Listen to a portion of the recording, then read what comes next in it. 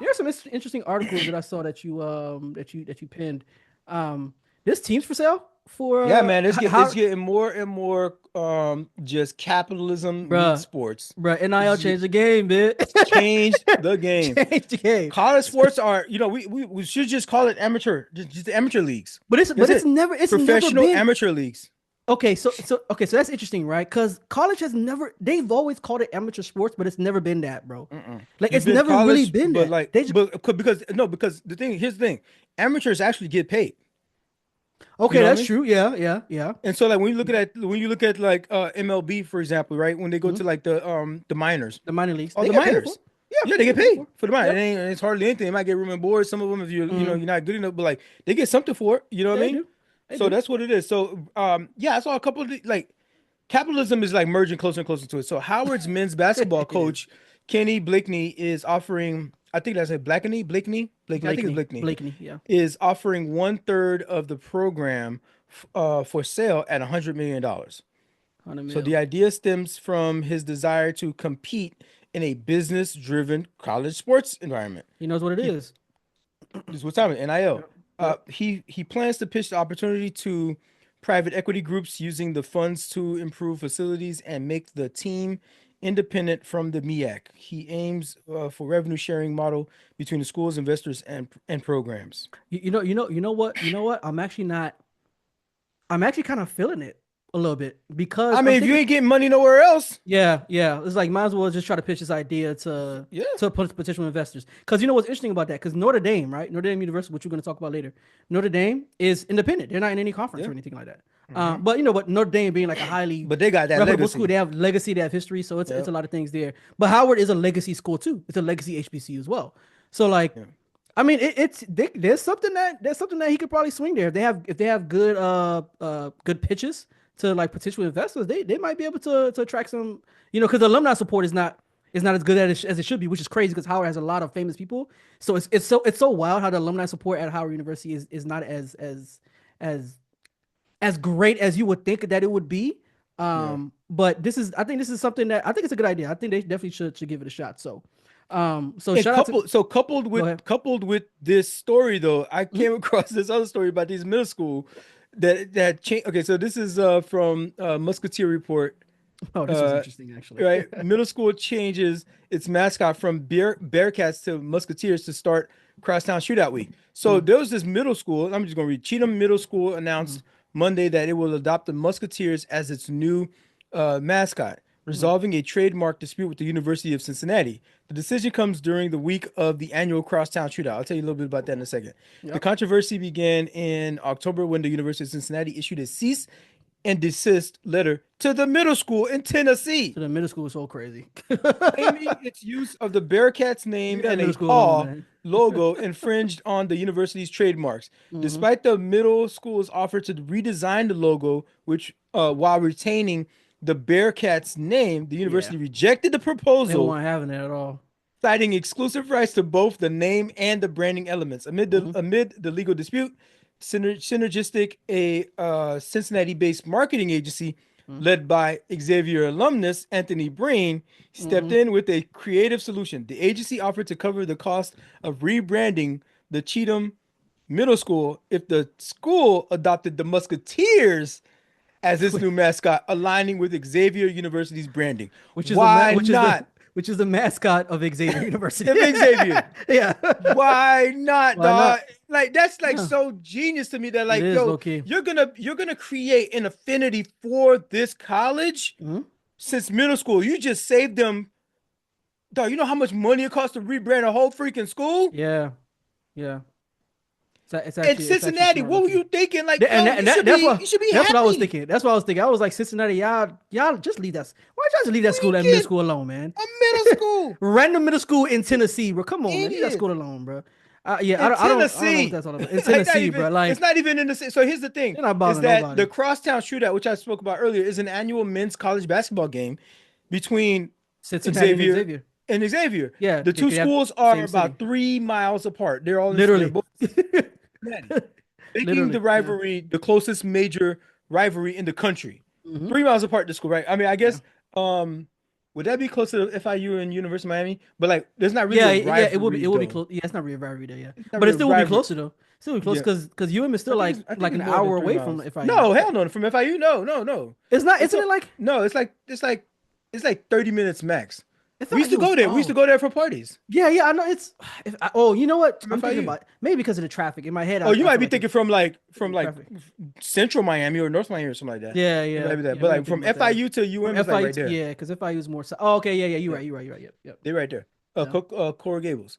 Yep. The first time they played this rivalry game was 1927. Hmm. And has been played every year. The game first played. Yep, and they haven't missed they were consecutively from 1946. They haven't missed a year Wow. since 1946. Wow. So it's like there's this big rivalry, you know what I mean? And for Xavier alum to freaking troll them this way. I Hmm. don't know how he found out about Georgia was having a Tennessee. It's between Yeah. that middle school and Cincinnati. He found out about it. So Yeah. like he slid He up in probably just there. heard about it. Yeah. Yeah. Yeah, so shout out to him. So anything else happening in sports? Yeah, just some quick hitters, man. Just shout out to my Gators, Florida Gators, man. We smacked the number one team, Tennessee. Okay. Oh, yep. I think The I saw Gators were that. ranked number 8. Tennessee's ranked number 1. Mhm. We smacked them. We beat them 73-43. So got It them was boys up out of bad. there. Yeah, yeah, we got them Bad. boys up out of there. So, but What I'm they looking rank forward to now? the Gators. The Gators are ranked number 4 now.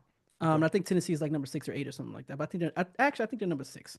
But yeah, I'm just happy. I'm just looking forward to seeing how well the Gators men's basketball team play get how well they play this season, right? Because they're actually being talked about as a team that could make the Final Four. Final So four? I'm yeah. Since So since I'm uh since uh preseason? yeah. They were like this Florida Gators basketball team looks like a Final Four team. So I Okay. was like, yeah, I'm on that. So I'm definitely gonna be watching that closely. Next thing, NFL. Y'all know what's going on with the playoffs. As a matter of fact, my team is playing right now. Tampa Bay Buccaneers. They're playing against Commanders. Dang, But I you didn't even look. sacrificing it for the people though. You know what I Yeah, mean? You're a man I for the didn't even look people. at I didn't even look at the score. But I know last time I looked at the score we were up by like a field goal. But we'll see what's going on with them boys right now. But right now we have just some quick hitters there. Um, the Texans beat the Chargers because this was the wild card round. Texas beat the Chargers 32-12. Ravens beat the Steelers 28-14. That boy Lamar Jackson doing his Dougie. The Bills smashed. They destroyed the Broncos 31-7. Got them boys up out of there. And yeah, it looked like let me see. Let me reload this page. It looks like the score is tied right now between my team, Tampa Bay Buccaneers, and the Washington Redskins. It's 10-10. It's Oh, halftime. So that's our local area. That you know, yeah. are they playing here in DC? No. They're Over playing. there? Actually, you know what? Actually, let me double check that. That's so Uh, interesting that like we happen to be in that city. yeah. No, I think they're playing. It looks like they're probably Commanders. playing. I think they might be playing on the Tampa Bay. Okay. All right, They might be. whatever. Yeah, I think they playing in Tampa Bay. That's actually one of my bucket list goals is to go watch a division, go experience a divisional game at Tampa Bay, at that stadium, Raymond James Stadium. You know they have the big ship there with the cannons and all that stuff. But you've been there before though. I've been to Tampa before, but I've never been But to you the have been actual to the stadium game? before. Yeah, I've been to a few Yeah, games there. But yeah, I then haven't been to okay. a game there, so that's actually Yeah. one of my bucket list We things. So can I'm make we definitely can excited easily for make that. that happen. We're gonna Oh yeah, put a pin there. We're gonna make oh that happen. yeah, We for can make that sure, happen. I got for people sure. over there anyways. Oh yeah, that's true, Yeah. 100%. So we definitely lock that in. So that's what's going on right now. I said CFB. The NFL playoffs is getting hot and heavy. So got a few teams that they got up out of there. A few teams that are still fighting. Um, Moving on, NBA. So I want to say a couple of days ago, January 8th, we had the two best teams play against each other. We had OKC versus the Cavs. When I say this game was basically a preview of the NBA Finals, bro, this game was Mm. lit, super lit. Obviously, all the stars did their thing. You know, of course, Shea, Jalen Williams, and OKC, they were doing their thing. But the Cavaliers pulled it out, man. Your boy Darius Garland doing his Dougie. Donovan Mitchell actually had a horrible game. He had a horrible game. But Wow. Darius Garland and your boy Jared Allen, the center, Jared Allen had a great game. And he was actually one of the main contributing factors of like them winning with I think he had I believe he had something close to a triple double. Can't remember exactly what the score was. Um, uh, I wanted to look at the box score. Oh, he had 25 points. Jared Allen had 25 points. And Evan Mobley, young boy, he hooping too. That's another big that the Cavs got. He had 21 points that game. But yeah, you know, they snapped the 15-game winning streak that OKC was on. But ultimately, man, them boys, man, they played very well. Both teams competed, but these are two of the best teams. OKC, the best team in the West, Yeah, pretty that's much the what you best team want in to the say. West. Yeah. Yeah, that's what you want to see. In Especially because Cavs, like rest around in right now, peace. like a lot of people just now starting to pay attention to the Oh NBA after yeah, Christmas and stuff like that. So yeah. we needed that. One of the things I wanted to real quick. So the Australian Open has started.